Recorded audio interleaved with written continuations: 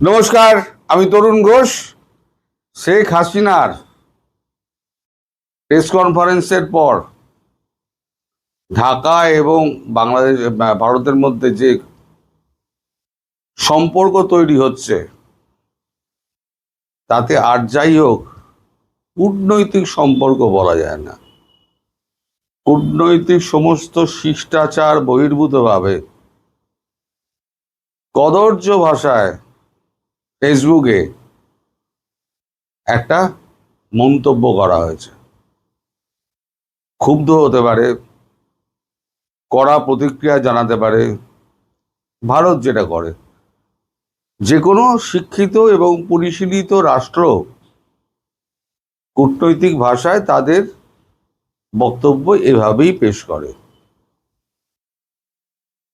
এবং গতকালকে শামা ওবায়েদ, পার্লামেন্টেরিয়ান, তিনি একটা প্রেস কনফারেন্স করেছেন, করে একটা বড় বাকতাল্লা ঝেড়েছেন। ভারতকে স্থির করতে হবে বাংলাদেশের সঙ্গে তারা কি সম্পর্ক চায়। এখন যদি ভারত পাকিস্তানের মতো ইমরান খানের সময় যেরকম বলেছিল, आप सब कुछ खत्म, जो भाषा में जो समझेगा उसी भाषा में हम जवाब देंगे। তারপর কি হলো? গানম্যানদের উদয় হলো, তারপর উড়ি হলো, সার্জিক্যাল স্ট্রাইক হলো, শেষে আপনার অপারেশন সিঁদুর হলো, ব্যবসাপাতি সব বন্ধ। সেই অবস্থার যদি সৃষ্টি হয়, নরেন্দ্র মোদী ধৈর্যশীল মানুষ, ধৈর্য রাখেন। পাকিস্তানের সঙ্গে সম্পর্ক ঠিক করার জন্য উনি কিন্তু নওয়াজ শরীফের নাতনির বিয়েতে উনি সোজা আমন্ত্রণ ছাড়াই তিনি বিদেশ থেকে সোজা পাকিস্তানে চলে গেছিলেন 2014 সালে ক্ষমতায় আসার পরে। কিন্তু উনি বুঝে গেলেন পরে যে কুত্তার লেজই থাকবে। 100 বছর পাইপের মধ্যে রেখে দিলেই বের করলেও সেই ব্যাকা। শেষে উনি 2017-তে ইমরান খানের গভর্নমেন্টের সময় তিনি পরিষ্কার বলে দিলেন, আব সব কুছ ঠপ, মানে সবকিছু বন্ধ, আব যে হোগা ময়দান মে হোগা। তারপরেই এই সমস্ত কিছু বলে দিল, হয়ে গেল। কাল যদি ভারতবর্ষ, উনি তো বড় বড় কথা বলছেন না, ভারতবর্ষকে ঠিক করতে হবে, বাংলাদেশ সম্পর্কে কি চায় তারা সুসম্পর্ক রাখার জন্য, যদি বলে দেয় যে আমরা সুসম্পর্ক চাই না, আজকে থেকে বাংলাদেশের সঙ্গে আমাদের কূটনৈতিক সম্পর্ক, ব্যবসায়িক সম্পর্ক ছিন্ন, কি করবেন? কি করবেন? ভারতবর্ষ ধৈর্যশীল দেশ, ধৈর্য ধরে, তার মানে এই নয় আপনারা জুতো মেরে যাবেন আর আমরা গাল বাড়িয়ে দেব জুতোটা খাওয়ার জন্য। ছাদে বলেছিলাম গতকালকে, আপনারা একটা নির্লজ্জ সরকার। আপনারা ভারতের বিরোধিতা করবেন, ভারতের থেকে আবার তেল নুন থেকে আরম্ভ করে ডিজেল পর্যন্ত সব চাইবেন। আপনাদের সঙ্গে কথা বলা, সম্পর্ক রাখা, কোনো কূটনৈতিক রীতিনীতি বজায় রেখে চলা, আমাদের মতো সাধারণ মানুষ আমরা মনে করি যে এগুলো অসম্ভব। ইমিডিয়েটলি সমস্ত ভিসা বন্ধ করে দাও, ব্যবসা বন্ধ করে দাও, আর পরিষ্কার বলে দাও আমরা কূটনৈতিক সম্পর্ক চাই না। দেখি শামা ওবায়েদ তিনি কি বলেন পার্লামেন্টে।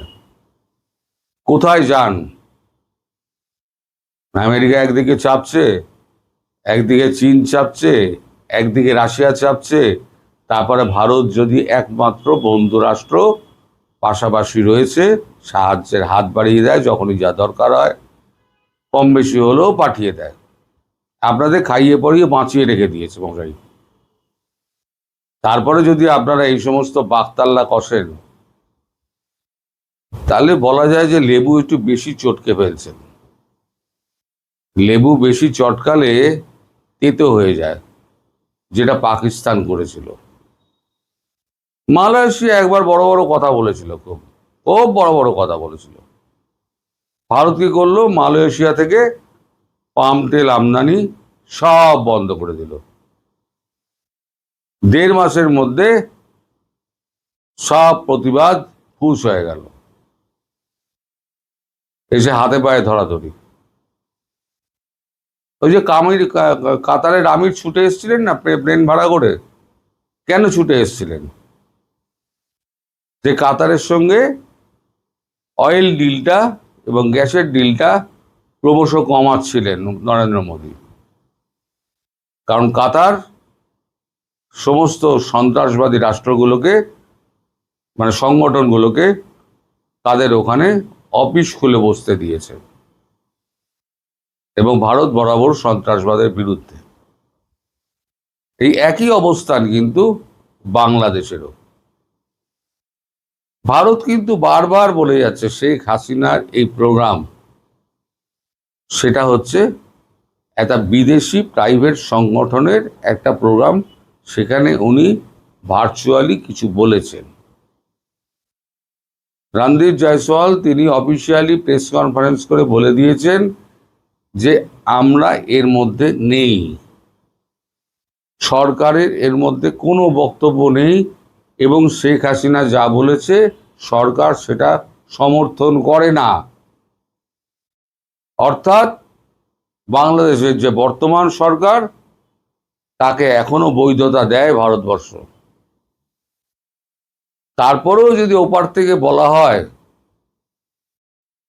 যে সুসম্পর্ক চাই ভালো চাই কিনা, সেটা ভারতবর্ষকে দেখতে হবে,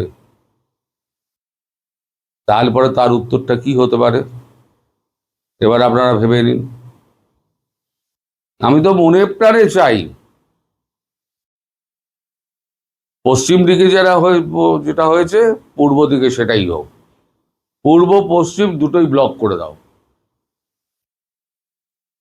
বাংলাদেশ যদি ভূখণ্ডের বাইরে থাকে, আমরা বেড়া জাল দিয়ে যদি ঘিরে দিই, তাহলে বাংলাদেশের সঙ্গে আমার কোনো সম্পর্ক থাকবে না। আমার একটা প্লেনও ওখানে ল্যান্ড করে না। এখন তো বেশিরভাগ প্লেন আমাদের তো আসাম হয়ে ত্রিপুরা যায়, আবার ট্রেন রুট হয়ে গেছে। বাংলাদেশের আকাশপথ ব্যবহার করাটা আমরা আস্তে আস্তে কমিয়ে দিচ্ছি। কেন কমাচ্ছি সেটা হচ্ছে কূটনৈতিক ব্যাপার, কেন কমাচ্ছি। আর যদি মাঠে ময়দানের কথা বলেন, তাহলে পরে কিন্তু বিপদে পড়ে যাবেন। যদি একবার মোদিজি বলেন যে এবার দেখা হবে ময়দানে,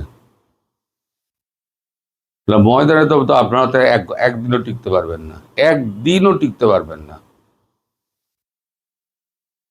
আপনারা কি চাইছেন পরিষ্কার করে বলুন, কি চাইছেন।